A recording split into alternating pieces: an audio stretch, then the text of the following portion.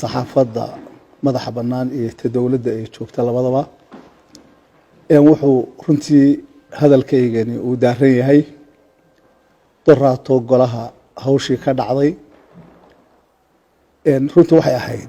arrin nasiib darro ah oo guud ahaan aanu ka xunnahay aniga iyo shir guddoonka iyo dhammaan xubnaha golaha wakiilada ee uu golahu ka kooban yahay waxayna ahayd runtii dabeecadaha golayaasha noocan oo kale ah bay ka mid tahay in khilaaf uu yimaado oo aragtida sharciga la isku khilaafo qolobana dhinac bay iska taagtay aragti sharci oo golaha taallay waana arrimaha uu dastuurka u jidaynayo xildhibaanku inuu aragtidiisa cabiri karo oo uu soo jeedin karo taas uun bayna ku salaysnayd wixii xildhibaanada iyo mudanayaasha golaha dhex yaalay taasay ku salaysnayd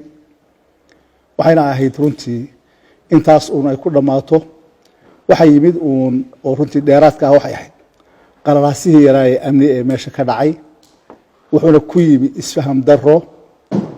oo runtii iyadoo aan wax weyni jirin oo laba xildhibaan oo isafdhaafay ay dhacday oo ay gacani dhex martay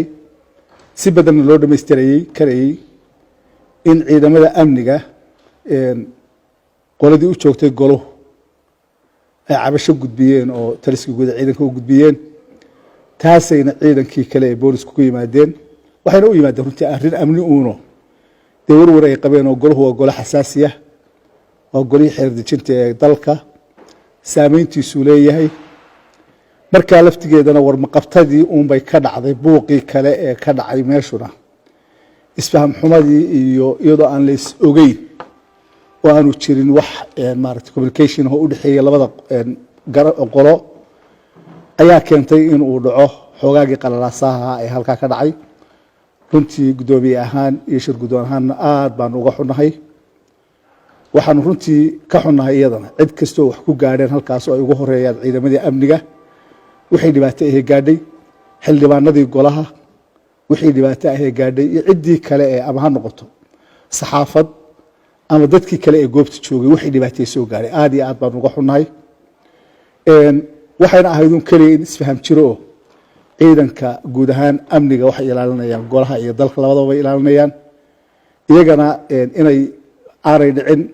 meel uun tuun ka iman karo inuu yimaadaan inaan gacanna loogu jawaabin oo aan laga ficil qaadan oo si fudud loo dhammayn karayey laakiin arrintaas waxay uun ku dhacday isfaham xumadaasay ku dhacday ciddii wax gaadheena ciidamada ana runtii waanu taliskii ciidanka oo taliyihii iyo ku-xigeenkiisii iyo taliyaha howlgelinta hogaaminaya waa ka wada hadalay waxaanu u muujinay annana inaanu ka xunnahay wixii dhibahee dhacay iyo in ciidanka wax gaadhaana marra aanaan ogolayn raallina aanaan ka ahayn dhiiri gelinaynin runtii taasaan u muujinay iyana intaa in la-eg waxay nala qaateen in golaha wax dhibaato ay soo gaadhaan iyo in xildhibaanada wax dhibaato ay soo gaadhaan inaanay rabin una dul qaadanayn waxay u socdeen ay amnigooda iyo ilaalintooda ay tahay marka inta aan reeyay inaan muujiya waxay ahayd in ay u isfaham waagaasi dhacay laakiin ciidankuna uu yahay ciidankayagii ay yihiin kuwii amniga iyaga u xilsaaraa ilaalintooda iyo dhowristooda naftooda iyo wixii hub ay dalka u hayaan iyo noloshooda intaba in la daryeelana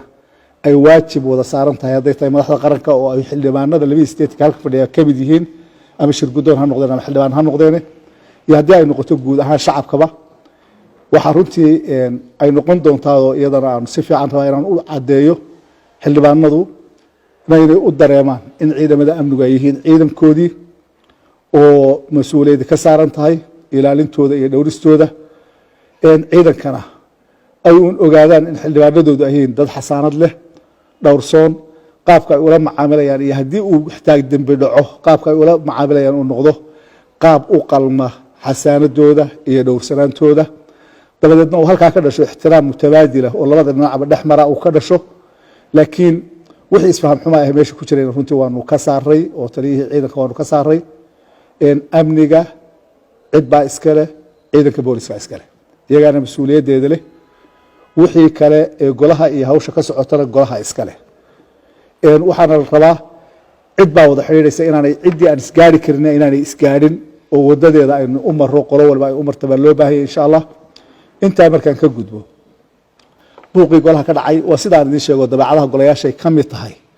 in laysku khilaafo aragti sharci xildhibaanaduna waa rag saaxiibo ah intii shakhsi ahaan wax u dhex mareen gole ahaan gacantaanu isu saaray wax dhibaataa qaarkoodna saxaafadday la hadleen wax dhibahoo haddi dhex yaallana ma jiro lagumana kala qaybsana xisbinimo laguma kala qaybsana keliya waxay ahayd waxay isku khilaafeen aragti bay ahayd aragtidaana waa sharcigii loo diray oo qofba uu si u waajahayay tafaasiirteeda sharci bayna ku kala baxayaan goluhu cid buquurinaysaana ma jirto xumaan golaha dhex taalaana ma jirto buunbuunin kalena ma jirto waa uun intaas golaha hawlihii goluhuna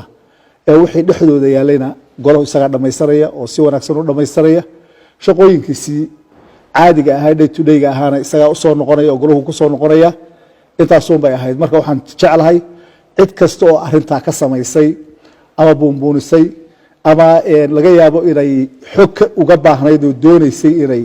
xog ka hesho waxa dhacay intaasay ahayd xildhibaano isku aragti isku diiday qolana halka fadhiistay qolana xaggaa tagtay qas yar iyo gacan ka hadal yaroo dhacay iyo isfahmi waagaas markii hore soo dhex galay ee qolada amniguna dabacday inay si u xalliyaan qolyihii xildhibaanaduna iyagoo warbaqabta ah ay qaab kale uga jawaabeen intaasuun bay ahayd marka hawshaas halkaasay ku dhammaatay aad iyo aad baan idinku mahadnaqayaa qoladiina saxaafadana insha allahu tacaala waa mahadsantihiin